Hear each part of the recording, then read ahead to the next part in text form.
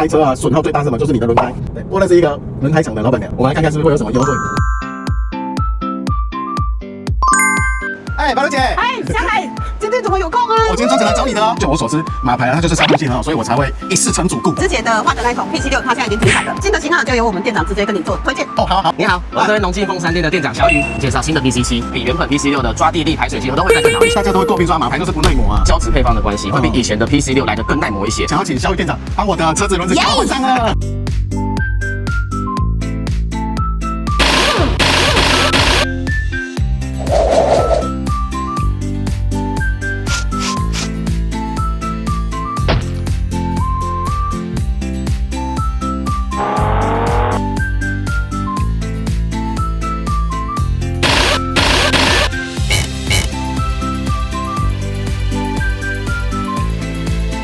谢谢白茹姐，所以我才会选择来找你换轮胎啊。一定不会让你失望的。